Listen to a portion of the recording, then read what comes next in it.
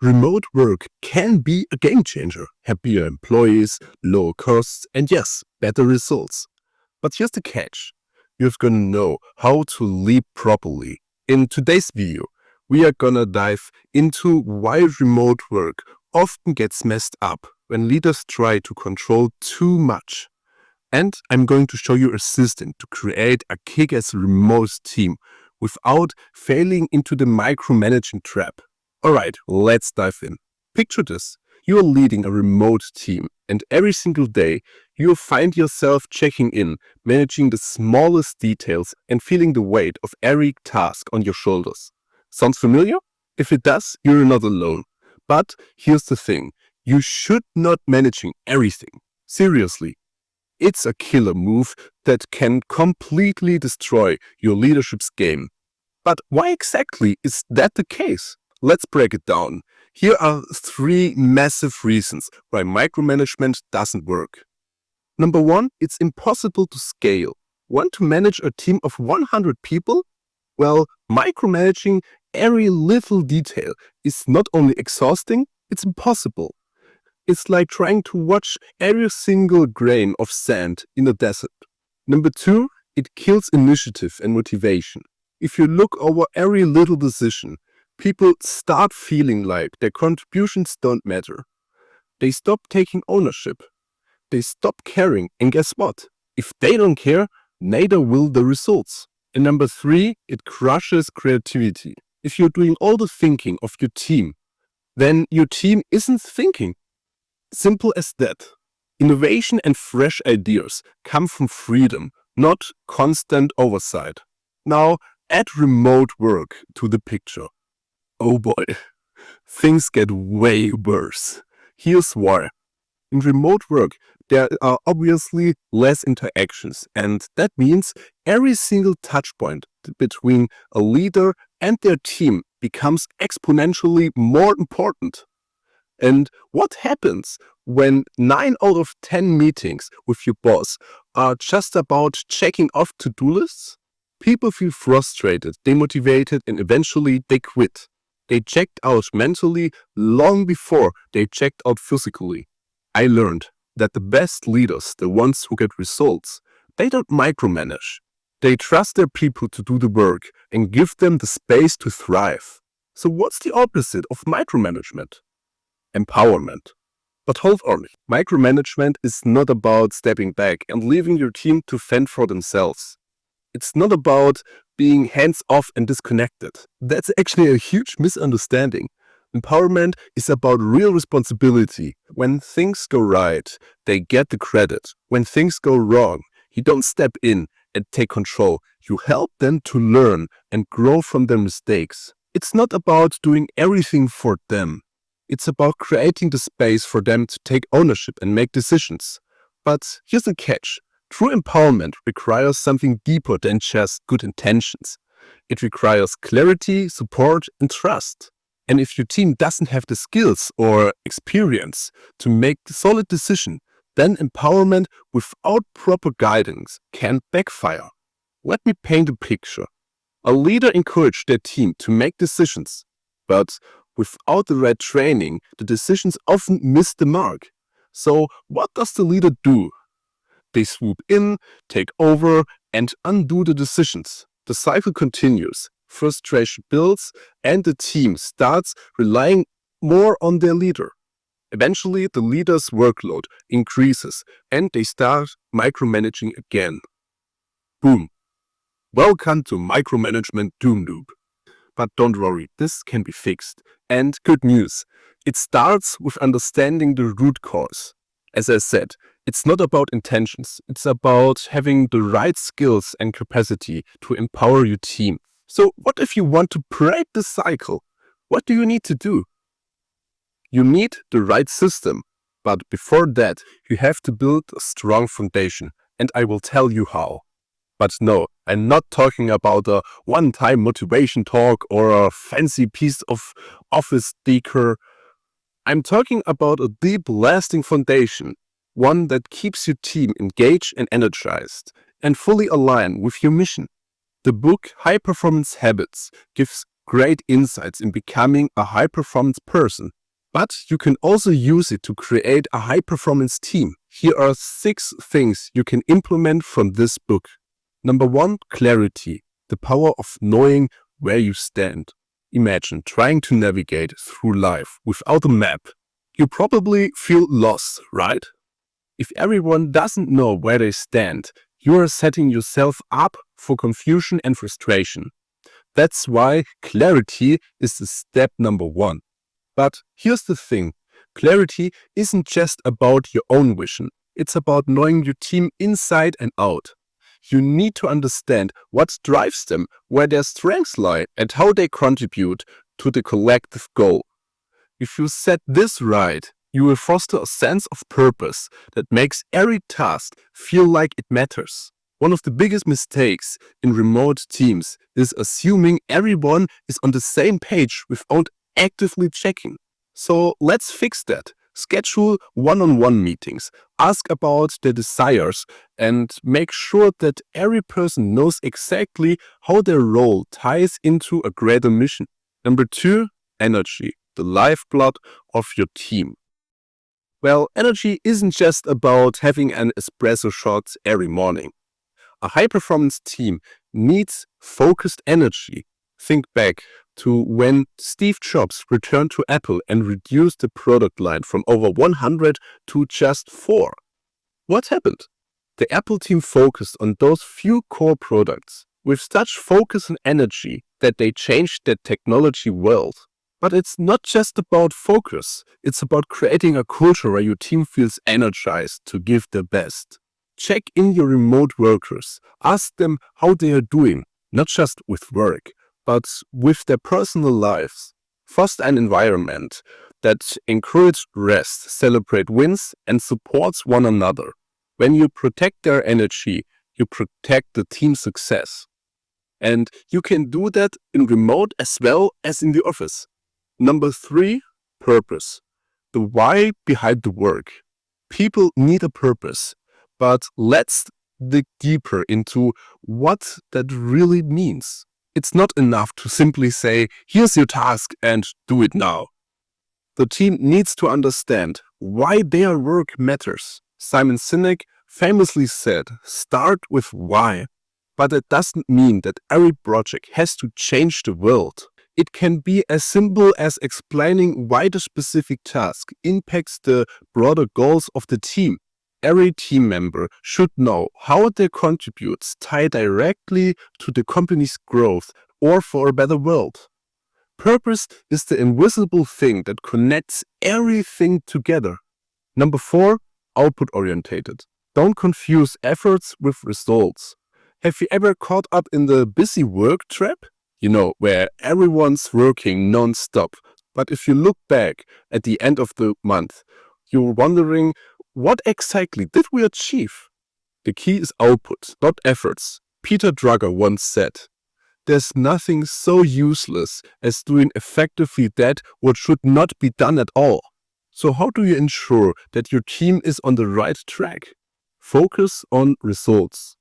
As a leader, encourage your team to think critically and ask themselves questions like, what do you think? What would happen if we try this? How should we proceed from here? By teaching your team to think for themselves, you are not just improving results, you are building an authority and setting them up for long-term success.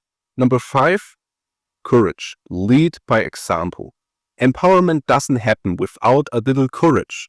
The courage to take on challenges, to stand up for what's right, and to push through setbacks. But here's the thing. Courage is inspiring. When you as a leader show vulnerability, admit mistakes, and face challenges head-on, your team will do the same. In a remote environment, this means creating a safe space for your teams to take risks. Don't just celebrate success, also embrace failure as learning moments. When you show courage, you inspire your team to bring the best selves at work. And number 6, feedback. The secret sauce for growth. Think about it.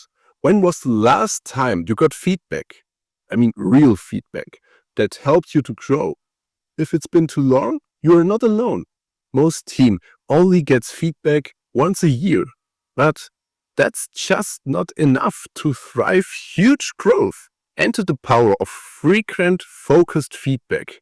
Don't let feedback be something only happens during annual reviews. Make it a regular practice. Inspired by Jack Welch's book Winning, structure your feedback into two simple parts. Number one, past performance. What did they achieve? How did their work impact the company's goals? And number two, future improvement. What skills or strategies could you develop to achieve even more? But that doesn't need to take hours.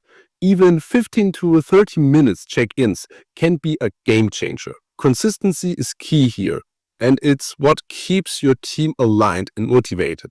When you do these 6 elements right, clarity, energy, purpose, output orientation, courage, and feedback, you're not just building a team, you are creating a thriving, high-performance unit where empowerment isn't just a buzzword, but a real lived experience. Now we have the fun issue. Let's continue with the system that can change everything. Picture this. You're working from home, your coffee cup is still warm, and you're ready to crush your goals for the day. But here's the thing. What exactly are your goals? How do you know you are heading in the right direction? What's going to push you to go beyond your comfort zone and really level up? Let me introduce to you OKR, Objectives and Key Results. OKR was developed by Intel in the 70s. Google also integrated the system in the early days, and companies like Airbnb and LinkedIn also use this system. And trust me, they are not just some corporate buzzwords. OKR is one of the most powerful tools to turn ambition into reality. So what exactly is that? And why should you be obsessed with it? Let's break it down. An objective is like the North Star. It's what you want to achieve, and not just anything. It's gonna be clear, inspiring, and yes, ambitious. No clear goals here. We are talking about stuff that excites you and gets you out of the bed in the morning. For example, if you want to increase revenue, well, that's nice, but it's a bit nah. But what if your objective was crush revenue targets and double online sales in the next quarter? That's a dream worth chasing, right? These are the measurable outcomes that tell you exactly how to get from point A to point B. They are specific, time-bounded, and they help you to track your progress. Think about like a roadmap. For example, if your objectives is to increase revenue, the key results would be like boost your sales by 25% in the next quarter, 100 cold calls per day, or open 2 new stores in December. You get the picture. Key results aren't just nice to have. They are actionable milestones that measure whether you are truly on track. So what makes OKR so freaking effective? Unlike old school goal setting system that look you into fixed annual plans, OKR is more fluid. They are reviewed and adjusted regularly, monthly or quarterly, which is a game changer for remote teams into a fast-paced world. They help you to stay agile and adapt as things change. And everyone can see else's OKRs. Yes, you heard right. When everyone's objectives and key results are visible across the company, it builds a culture of accountability. You're not just aiming for your personal goals, you're also pushing your team forward. Plus, when your team's success is transparent, it gets easier to collaborate and cheer each other on. High fives. Virtually, of course.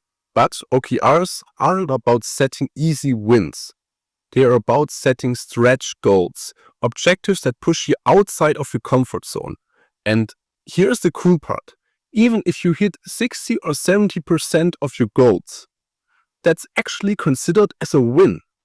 Because what matters most is that you aim high. You push the envelope, and even if you didn't hit 100%, you still make significant progress. Imagine setting goals that are so ambitious that failing short still means you're moving a mountain. So now you know what OKR is, but how can we implement it, especially in remote work? Here are 6 steps for the implementation of OKR in remote work. Number 1, OKR kickoff meeting. The first step in integrating OKRs remotely is to get everyone on the same page. This happens with a kickoff meeting. Your team's first taste of OKR magic. Think of it as a season premiere of your remote productivity show. Here's how to structure it for maximum impact. Pre-meeting prep. Send out pre-read materials ahead of time. Think of it as a sneak peek into what's coming.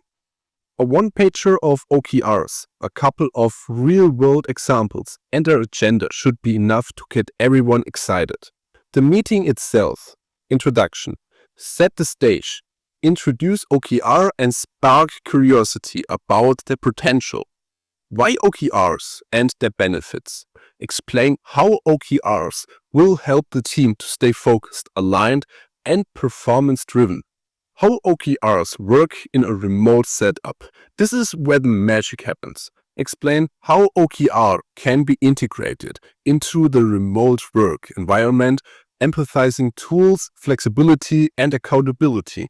Tools and templates walkthrough. Show your team how the tools like Google Docs, Notion, or Slack and templates will help you to track their OKRs seamlessly. And a Q&A. Make sure that your team feels comfortable and clear about the system. Number 2, clear deliverables and deadlines. Now that everyone is on board and understands it, it's time to get specific. OKRs are about focus, and to achieve that, you need clear deliverables and strict deadlines. Don't start with the OKR journey without a clear road. The OKR creation. This is where the team gets about the hands dirty.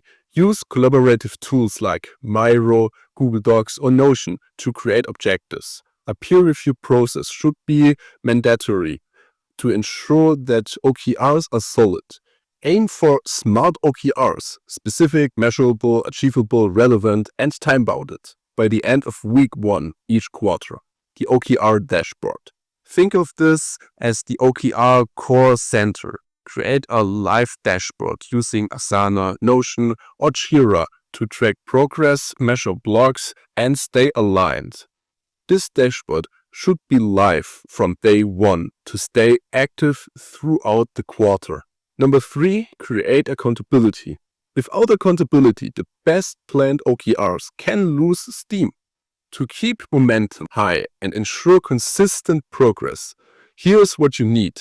Weekly OKR check-ins. Set up a shared live document for weekly updates and include a confidence score of 1 to 10 for each key result. These check-ins should not be only focused on the progress, but also address progress and discuss challenges and realign where necessary. Everyone should update the document before the meeting, making it easy to jump straight into discussions. And everyone should be at this meeting. OKR champion role. Name an OKR champion who will act as a team OKR's guru. This person will prepare the weekly summary report, spotlight key results, blockers, and the necessary recalibration. Their summary should be ready by Friday before the weekly check-in. Normally, this should be the leader, but if you are a bigger company, you can also use project managers. Number 4, set a simple, reliable rhythm. The magic of OKRs happen when you establish a rhythm. A team's quarterly cycle becomes second nature. Here's a blueprint. Week 1, OKR creation and alignment. Week 2 to 11, weekly check-ins and progress tracking. And week 12, review and retrospective meeting. In the retrospective meeting, encourage your team to rate their OKR performance on a scale 1 to 10. This isn't just about performance review. It's a chance to spot patterns, identify success, and discuss what went wrong. Because that's just as important. It's about continuous improvement. Number 5, templates and tools. Especially in the remote world, simplicity is your best friend. Create standardized templates and tools that streamline your OKR's progress. Create standardized templates and tools that streamline the OKR process, making it super easy for the team to jump right in. Think of them as your OKR toolkit. Here are some examples. OKR setting workshop template includes a rubric to evaluate OKRs and a checklist to ensure everything aligns with business goals. Weekly OKR update template. Keep track of progress, blockers, and next steps. Retrospective document format. Capture insights on what worked and what needs a little tweaking. OKR dashboard setup instructions. Standardize the format to ensure consistency across teams. And number 6, control what matters. In a remote setup, it's tempting to micromanage, but that's the fastest way to burn out. Focus on what really matters and trust your team to handle the rest. Here's what to keep an eye on. Goals and results. Are deadlines met? Are KPIs achieved? Keep your eyes on the big picture. Communication. Is everyone in the loop? Clear and timely informed is key. And availability during critical periods. Make sure people are accessible when quick alignment is needed. And let go of the small stuff, like working hours. Focus on outcomes, not hours worked. The remote work isn't a 9 to 5. It's all about results, work and methods. Respect each person's productivity style. Let the team figure out what works best for them. And micromanaging decisions. Trust your team to make decisions. Empowerment leads to innovation. That's actually it. But there's one thing you should consider when you're doing the quarterly review and retrospectives meeting. I suggest that you should do this meeting in the office. And in my experience, huge discussions with many people in remote doesn't work that well.